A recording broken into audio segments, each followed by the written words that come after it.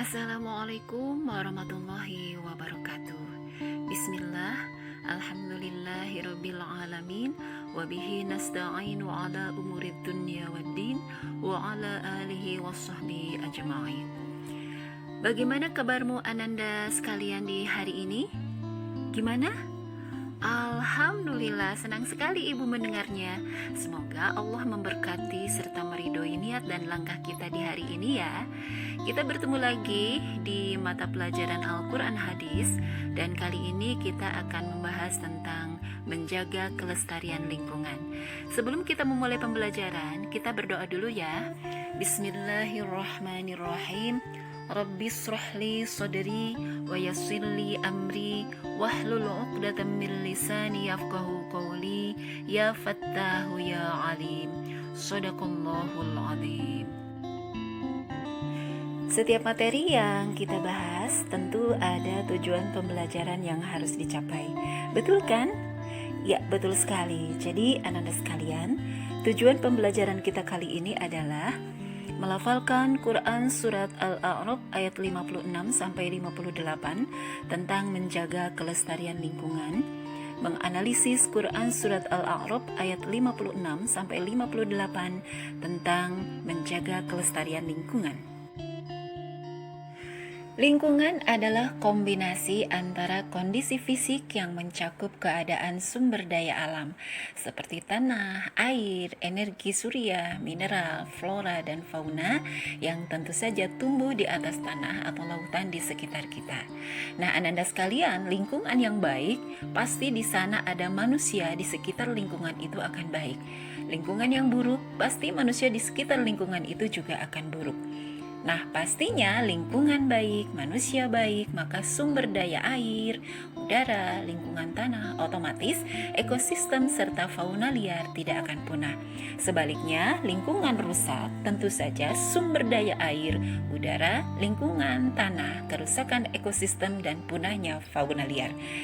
Anak-anak sekalian, agama Islam sangat melarang manusia melakukan perusakan di muka bumi.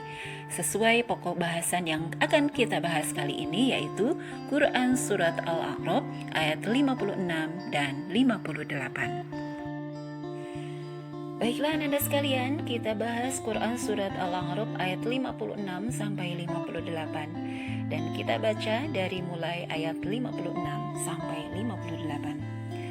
أعوذ بالله من الشيطان الرجيم بسم الله الرحمن الرحيم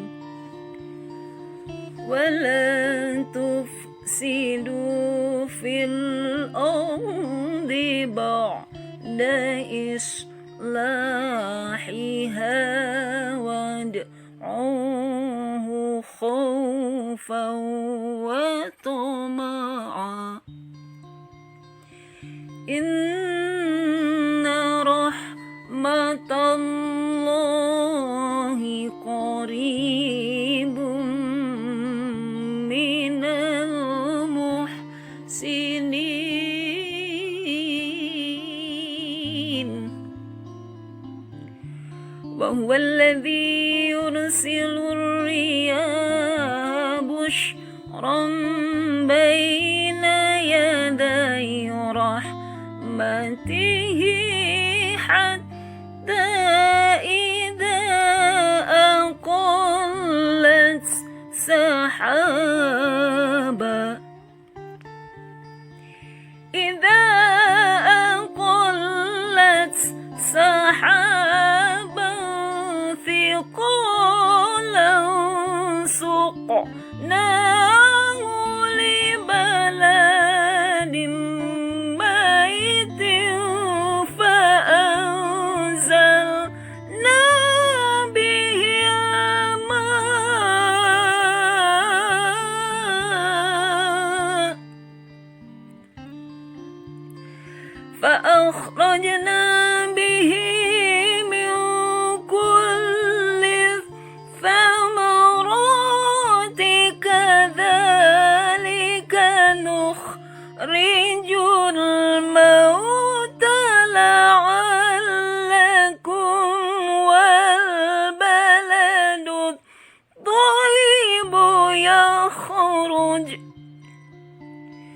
تذكرون نبأته بإذن ربه والذي خبث لا يخرج إلا نكدا كذلك نصرف الآيات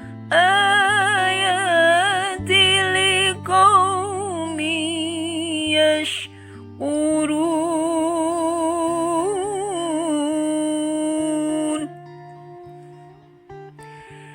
Dan janganlah kamu berbuat kerusakan di muka bumi setelah diciptakan dengan baik. Berdoalah kepadanya dengan rasa takut dan penuh harap. Sesungguhnya rahmat Allah sangat dekat kepada orang yang berbuat kebaikan. Dialah yang meniupkan angin sebagai pembawa kabar gembira, mendahului kedatangan rahmatnya atau hujan, sehingga apabila angin itu membawa awan mendung, kami halau ke suatu daerah yang tandus, lalu kami turunkan hujan di daerah itu. Kemudian kami tumbuhkan dengan hujan itu berbagai macam buah-buahan, seperti itulah kami membangkitkan orang yang telah mati. Mudah-mudahan kamu mengambil pelajaran. Dan tanah yang baik, tanaman-tanamannya tumbuh subur dengan izin Allah, dan tanah yang buruk, tanaman-tanamannya yang tumbuh merana. Demikianlah kami menjelaskan berulang-ulang tanda-tanda kebesaran kami bagi orang-orang yang bersyukur. Ananda sekalian, isi kandungan Quran Surat Al-A'raf ayat 56 sampai 58, Allah menciptakan bumi dengan sangat sempurna, dan larangan merusak bumi karena yang telah Allah ciptakan dengan sangat bagus. Oleh karena itu, orang yang berbuat kebaikan akan mendapatkan rahmat Allah. Kemudian proses turunnya hujan atas kuasa Allah yang mengandung rahmat dan kabar gembira, karena dengan hujan tersebut tumbuhan akan tumbuh dengan subur. Dan tumbuhan yang tumbuh dengan subur atas izin Allah Subhanahu wa Ta'ala, baik subur atau tidaknya tumbuhan itu tumbuh, merupakan salah satu tanda kebesaran Allah Subhanahu wa Ta'ala. Di ujung pembelajaran kita kali ini, mari kita cari tahu apa sih sebenarnya penyebab kerusakan yang dilakukan oleh manusia di muka bumi ini.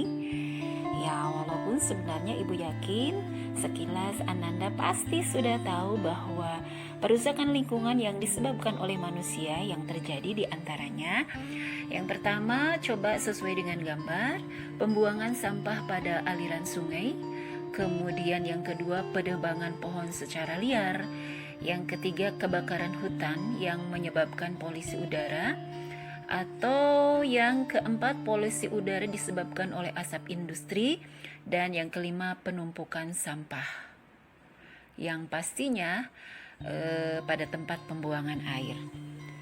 Jadi dari penyebab kerusakan yang dilakukan oleh manusia, ada dampaknya kerusakan lingkungan ini, diantaranya bencana alam yang terjadi, ada banjir, longsor, pencemaran, atau kebakaran, baik secara sengaja ataupun alami, misalnya dengan pembukaan atau membuka lahan baru. Nah, sebenarnya apa sih cara menjaga lingkungan yang bisa kita lakukan?